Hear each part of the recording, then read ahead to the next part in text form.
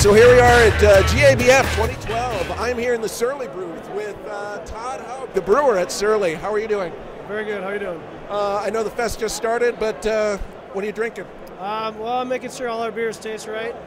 We had an issue a couple of years ago with one of our beers, a keg that came out, did not taste right. So that's kind of what we're doing. We're kind of got stuck back here behind our own booth. So we really haven't made it out to anybody's booth yet. We just rolled in today, so we're kind of just catching up. So. Well, the fest just started a few minutes ago, so. So the first thing I have to ask you about, because I know it's the thing that everybody wants to know about, is this new brewery location. And I know the news says you've narrowed it down, but the impression I got is that's not quite a done deal there on University. Well, no, you know that in order to go through some of the process, some of it becomes public domain.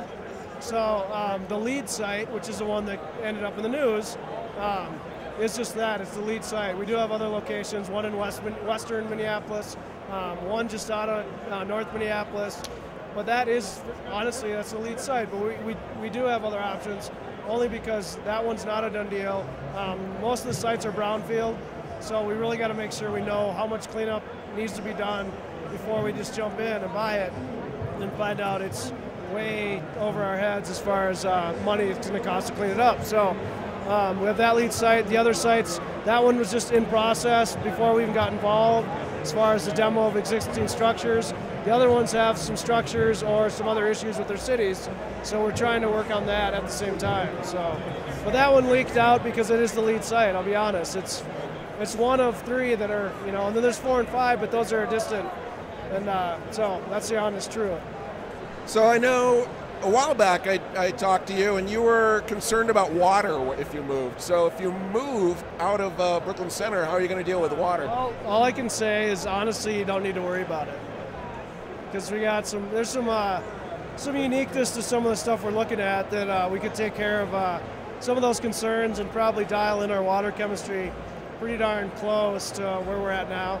And honestly, it's not ideal water, and I'd never open a brewery with it, but because we have an established flavor profile, we want to keep it similar. So we have some options with these sites that have some opportunities to do some stuff that's pretty unique, so we're excited about that too. So, but that's all I can say. We're still in the process of figuring it out, but also doing testing on what's around and available. So. Cool. So what did you bring here to the fest? You know, we brought some festival floor pouring beers and then some judge-only beers. But the ones we're pouring on the floor are German-style Helles. It's called Hell. It's a beer we can and keg all year round now. That's a year round now? You just made me very happy. So we didn't bring any hoppy beers. We brought our Helles called Hell. We brought our smoked Baltic Porter called Smoke.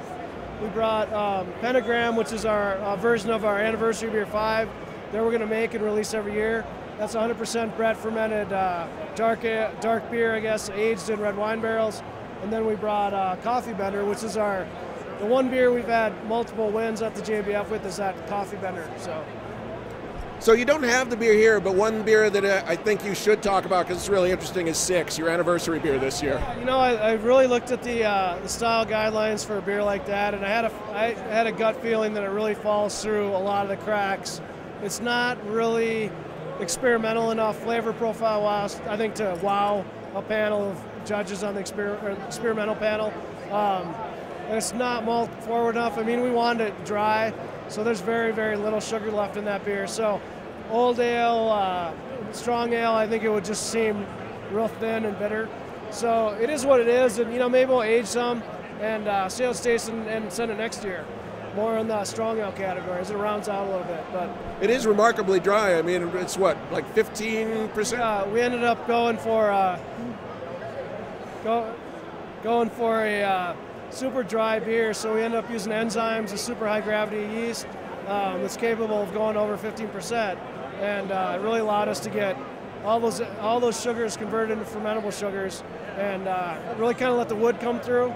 A lot of the woods we used were a little more subtle than oak, not a lot of tannins, so we didn't have the opportunity to have that dryness come through and dry out the sweetness, so we wanted the malt not in the way, so it worked out, I think. Yeah, I mean, it's 15%, drinks more like 6. 6, appropriately named.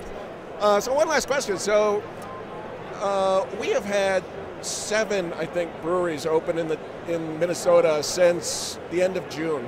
What do you make of this? I think it's great. I've often said that, as a brewer, I've been in the industry for 20 years in Minnesota, and it's been interesting for me to watch all the other regions in this country kind of have their mini explosions of craft beer and local breweries, and to finally have it happen in our hometown is exciting. So not only do we get to see breweries, some breweries are going to struggle and make some mistakes and have to learn the hard way. There's some guys that are coming with experience, some guys that are home brewers. So it's for me, it's exciting to see the local community of beer drinkers actually embrace it, and it's going way beyond the tickers, the beer nerds, the beer geeks, which I think is really where the future lies in the sales that we need to support craft beer. And I think that's what's important, is it's going to become a common thing. It's not going to be a specialty thing or something that you just sit down and review. It's actually part of your daily culture and your friends and family. So, and local breweries are the key to that. So I think it's great. I think we're excited. So great. Well, I appreciate you giving me a few minutes of your time. So cheers. Enjoy the fest. Thank you.